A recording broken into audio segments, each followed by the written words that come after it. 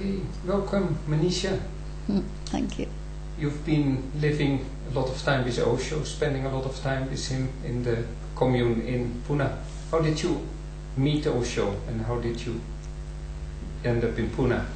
Well, to cut a long story short, when I was an adolescent, I was full of fervour about saving the world, and I guess I was Christian conditioning and very idealistic.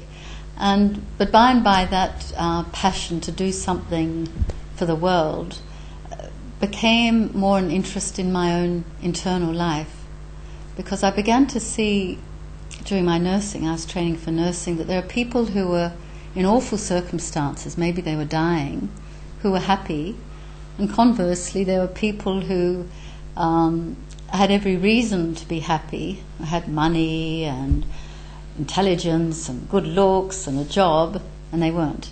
So my whole interest became in, well, what makes people happy? It must be to do with the mind. So after general nursing and midwifery, I went to London and studied psychiatry because I thought the answer must lie in the mind. Yeah. In due course became very disillusioned with psychiatry. I found I was more identified with the patients than with the staff. And it was that time in the early 70s in London, the humanistic growth movement was just starting. Yeah. Primal therapy, encounter groups and so on in London, Holland, rest of Europe, and in Esalen in America. And so I became interested in that movement, got very involved with it. And this was a lovely, refreshing change from psychiatry, which was so mindy. At least in groups, one was getting into one's feelings and getting rid of one's shit and letting your left foot talk to you and dropping your hang-ups, all that sort of thing. But after a couple of years, that also, I felt I'd reached the limits of humanistic psychology as well. When I look back, it was as though existence was pushing me along. I feel now it's totally unconscious. It's not that I was on a spiritual search, though I was, but not consciously.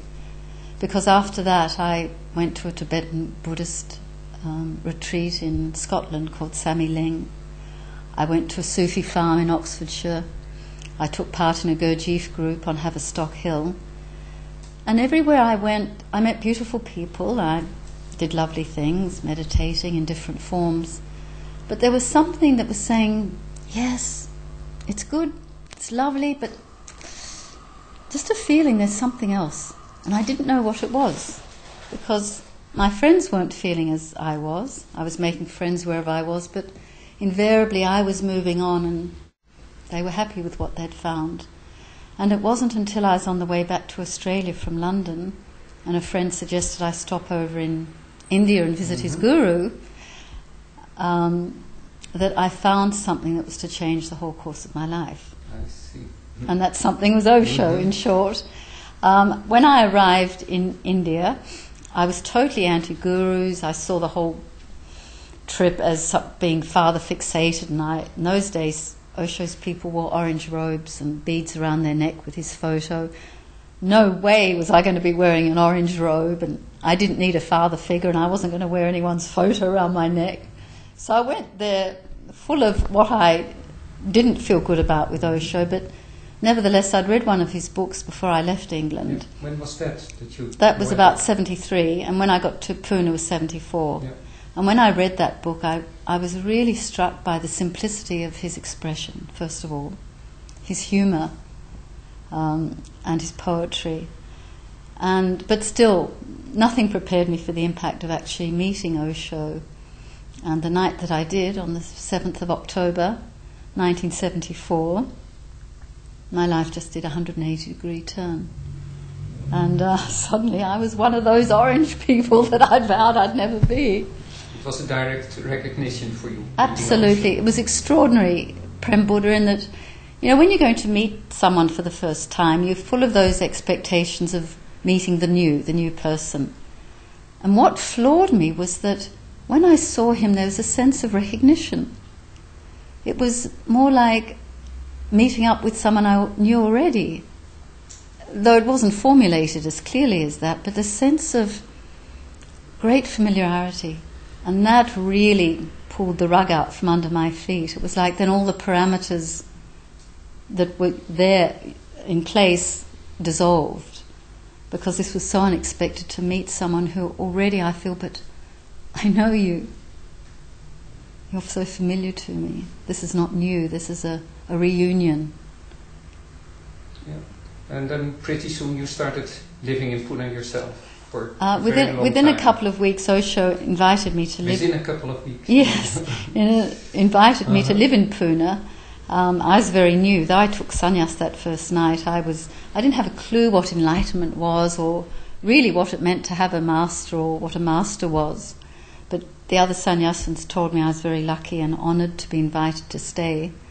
And I explained to Osho that I needed to go back to Australia because I'd been away for 4 years. And my parents were looking forward to me coming home. So he said, so you go and then come back. So I was prepared to do that. But over the next 2 or 3 weeks before I was due to leave, there was just this increasing feeling of, what am I going for? Australia's not my home, not in the real sense. This is where I want to be. This is what I've been looking for all my life, unaware. And so I told that to Osho. I said, I don't want to go. And he said, you sure you won't regret it? And I said, no, I just knew, even though it upset my father particularly, he did love me a lot, and his love was such that he could really encompass that. But he was sad that I wasn't going home. So I upset him. My mother said, you broke your father's heart. But nevertheless, I had found something so compelling that this is now 33 years ago.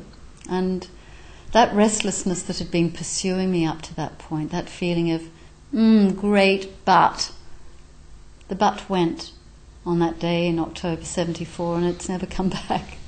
Yeah, and then you stayed on and on. I stayed on and on. I became, Osho appointed me as his chief editor. So I edited, over 70 of his books, which was amazing work. And I was with him when we then, 7 years later, we went to Rajneeshpuram in America, and later on his world tour. And again, when we went back to what we called Pune 2, went back to Pune for the second time, I was there for all that period, lucky enough to always be living in his residence. Yeah. How do you look back now at this first 7 years in Pune? Amazing. Each phase has been amazing in different ways, but yeah, those years were totally magical. And I think of us all with the men with their long beards and long hair, and it was an amazing time for us.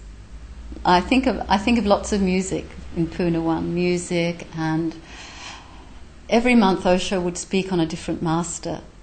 And so we would get there'd be the sort of the flavour of the month. Maybe it was Tantra or Buddha, and it would really become, we would talk about the discourses, and we'd really be, if he was talking on Buddha, really be mindful in the way that Buddha talks about. So it was a very passionate time, very juicy, colourful time, Pune 1. Yeah, you've been very close to Osho for a very long time. What has it brought yourself, all these years of meditation? It's hard to know where to begin. I guess the one most important key for me has been what's called witnessing. I think I've by nature been someone who doesn't have difficulty in getting involved in things. If I love something, I really go for it. So being total hasn't been an issue, but more not getting drowned in things, whether it's my moods or relationships or events. In the past, I tend to get totally taken over by them, getting overly lost in things, whether it's sadness or happiness. And through Osho, I've retained and even more fully been able to be total, but added the element of witnessing, which is essentially keeping the awareness that whatever I'm doing is something I'm doing. I'm playing a role. For example, right now, I'm playing the role of being interviewed